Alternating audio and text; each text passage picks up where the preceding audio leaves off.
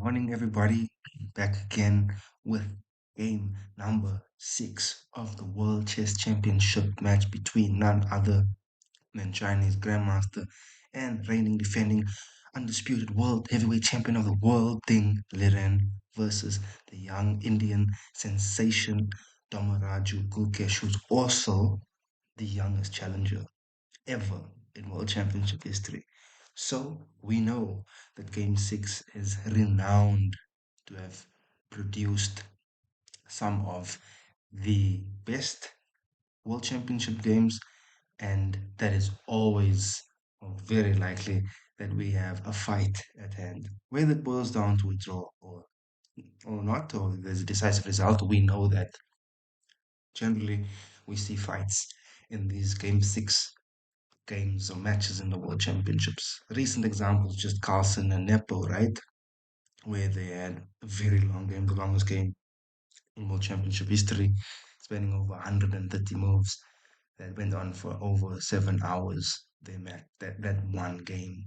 And then recently, after that, was Ding and Nepo, where Ding played a London system against Nepo and won really beautifully. So in this game, Ding has the white pieces and continues his endeavors in his quest to hold on to the title, and he starts with 1 to d4.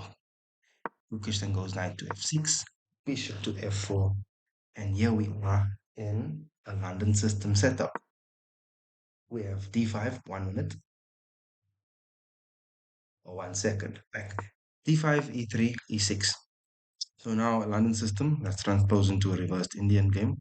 Bishop is on f4 outside of the pawn chain then. Thereafter we have knight to f3, c5, back in the London setups, and c3. So just building a triangle there, V for victory structure. Ding really wants to put pressure on Guki in this game, and his intentions are set with the London. Okay, bishop to d6. We have bishop to b5, our mainline theory, knight c6. Captures on c6 to check, b takes c, bishop takes d6, and queen takes d6. White slightly better, but all in all, position still very equal. Queen to a4 then, targeting, putting pressure on c6. If the Cookie maybe plays a slow move, let's say h6, knight to e5 is definitely possible. So, for example, sample line here, h6, knight to e5, and then bishop to e7. The game continues, queen a3, and puts pressure on. And this is the sequence of queen a3 actually happens in the game. So after queen to a4, we have castles by Gukesh, and now queen to a3. Queen to a3, then targeting c5 pawn. Obviously, the pawn cannot be captured right now, otherwise the queen just hangs, and that's GG's. So we have knight to e4 then. And here, importantly, Gukesh goes knight f to d2. Importantly, if you go knight b to d2 here, which looks natural, well, this isn't all too good because then after we have c takes d, and now queen must capture, unless you want to capture the knight this way, and then you'll just be doubling your pawns. For example, if you go after that, you capture here, queen takes on a3, b takes, you just have a horrible structure here, and after d takes e4, well, not d takes e4, my bad, uh, d takes e4, not d takes e3. Yes, knight takes, and this is just not looking good at all. Bishop a6 stops any castling ideas. And if castles, let's say, attempts to go there, well, a lot of options here exists. The b file is open. You can go c file, kick the knight away. Even ideas of bishop to d3 after that threatening mates. So not really good. So it's important to go knight f d2 instead of knight b to d2 in the setup. We have e5 then. Thing just trades off the knight in the center. D takes e, d takes e, queen takes e5, and queen to g6, attacking on g2. But things is not a problem. We're still in theory here. I'm gonna go knight to d2. Importantly, if you go g3 here, also not advocated for, as again, we get bishop a6 and stops any ideas of castling on the king's side, right?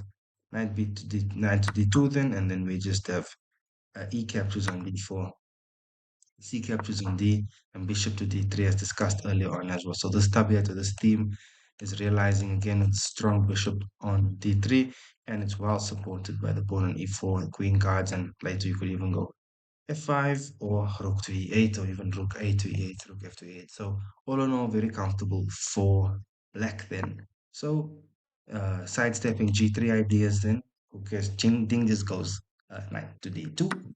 We have queen captures on G2, but not a problem. Gukesh Ding just castles queen side. And although, yes, now the pawns are recovered, it's equal.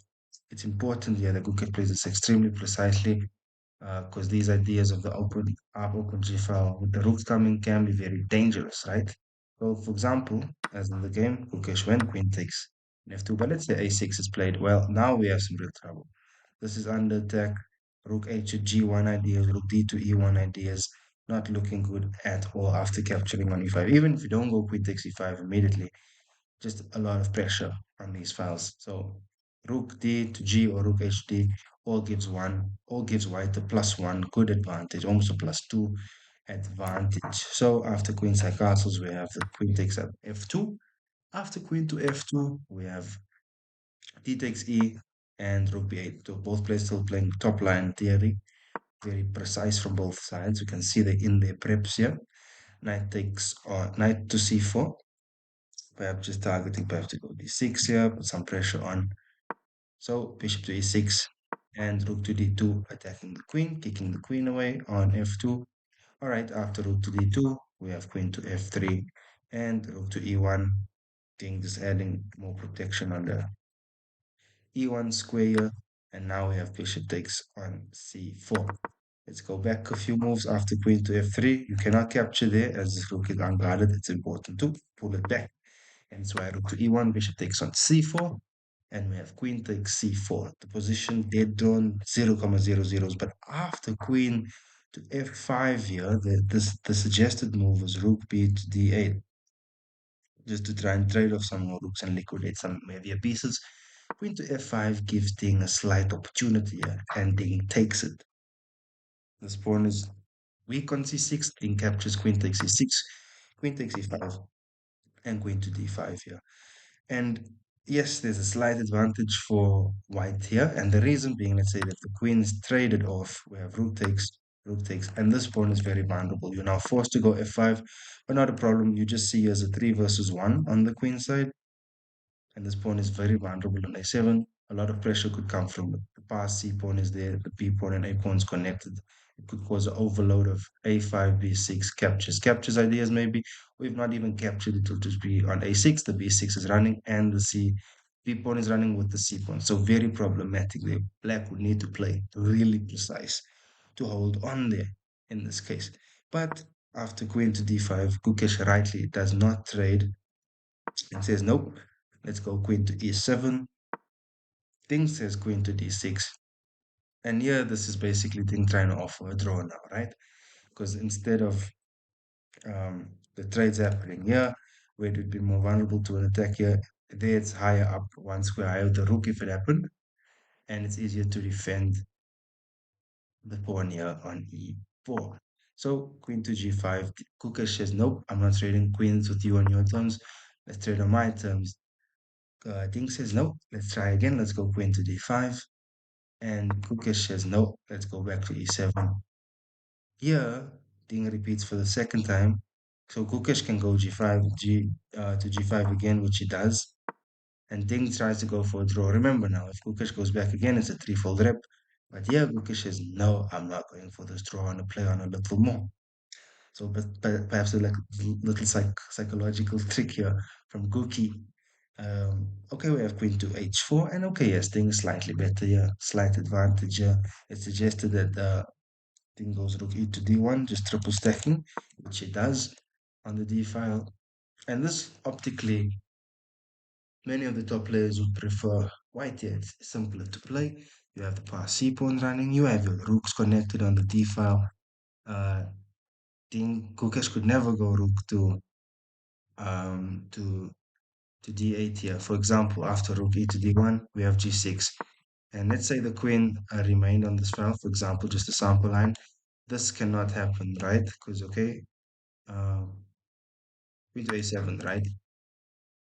But let's say if we go back a few moves, right? Queen to d5, let's say, these are just sample lines to show you, right? Queen to h6, um, let's say a3 and rook to d8.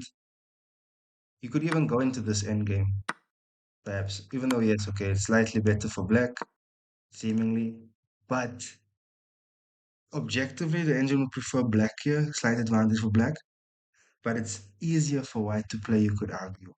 Um, he puts the pawn running up the C file connected with the B. Okay, yes, E3 is vulnerable right now.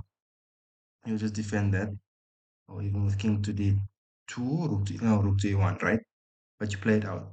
Still seemingly a bit harder for right? Queen to E5. We have rook B to E8 and queen to G3. And here now things trying to trade off again. Gukesh says no, I'm going queen to H5. I'm not trading on your terms at all. Queen to F5 and now queen to A5, which is a very nice move to find, even though not top recommended. But it makes Ding think a bit, and Ding thought for quite some time. He spent over 10 minutes. And thereafter just went A3. After A3, we have queen to B5, and then rook to D4 top move, and Gukesh finds queen to E2, putting pressure on here and basically saying we're going to trade queens now. As there's indirect pressure here on the first rank coming, and just to go F3, right? Rook to D2, and Gukesh goes then for the top move, into F3. And now Ding's actually better.